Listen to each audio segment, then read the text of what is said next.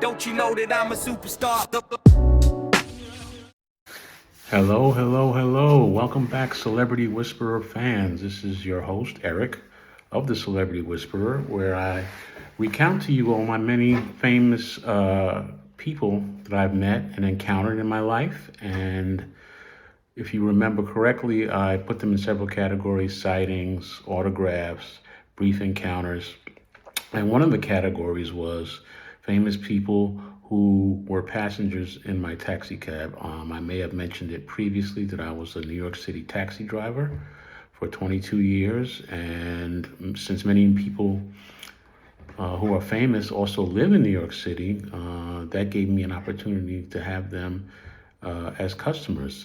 It never occurred to me when I decided to become a taxi driver that I would meet famous people, but it did happen. So my first one was John F. Kennedy Jr. in February of 1990, and my last one was Danny DeVito in 2018.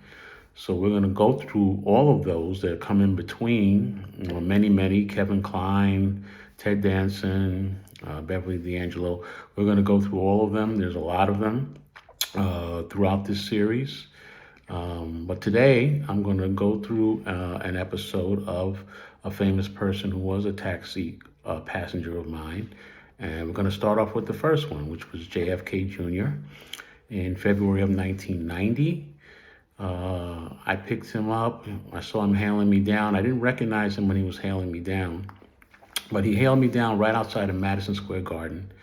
It was right after a New York City Knicks game, and he had attended. And he got into my cab, and then when I turned around to look at him after he was seated, I saw his face, and I immediately recognized, hey, this is JFK Jr.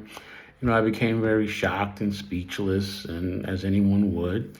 And I turned around and I pointed at him and I was like, hey, you are. And this huge smile came across his face. He really appreciated that I had recognized him. And he said, yeah, that's me. We began a conversation. He was going up to the Upper West Side. I'll never forget it, 91st Street between Central Park West and Columbus.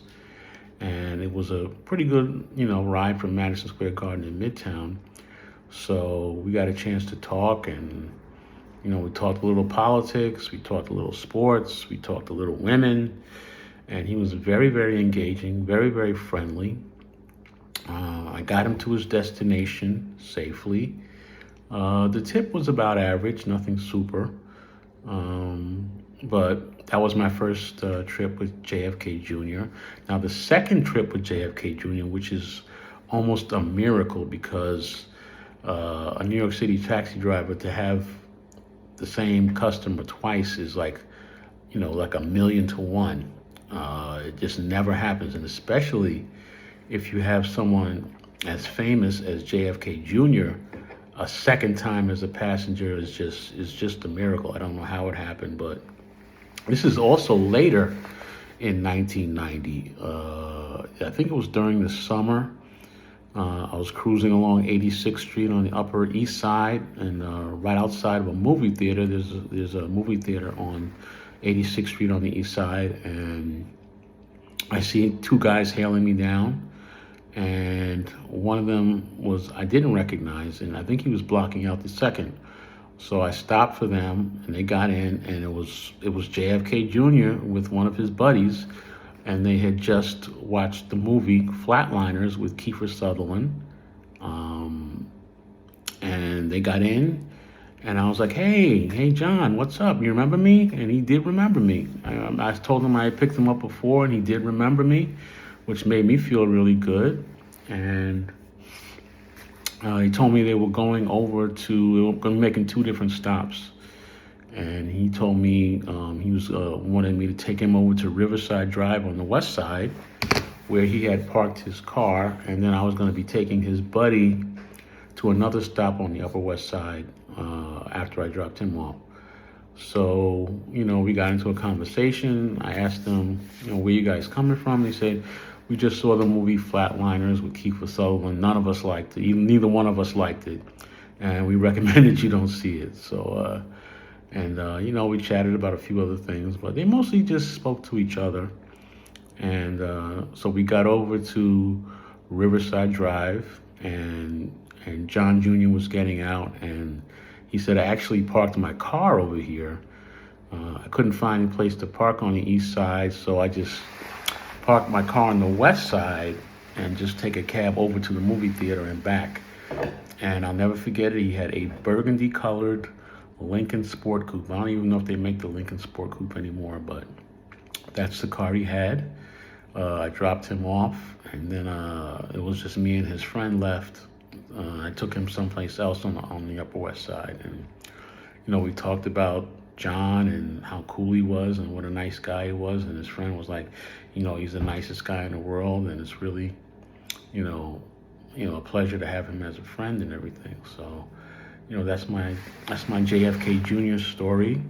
And then that terrible morning in 1999, when I heard that his plane was missing, and all I did was pray and pray and pray that he would be found safely. But as we know, that was not to be. And I admit that when they confirmed he was dead, I just cried and cried. I felt like I had lost a friend of mine. We weren't really friends, but that's how I felt when I heard that he passed. It was very, very sad, but those 2 trips with him was something that I'll remember and treasure forever. Wonderful memory. Rest in peace, John and his wife and his sister-in-law. What a terrible tragedy, but getting the chance to meet him was one of the real thrills of my life and one of the real thrills of my taxi driving career. Again, rest in peace, JFK Jr., wife Caroline, and sister-in-law. What a loss. And I will see you guys on the next episode of The Celebrity Whisperer. This is Eric. Wishing everyone have a wonderful day. And subscribe. Thank you.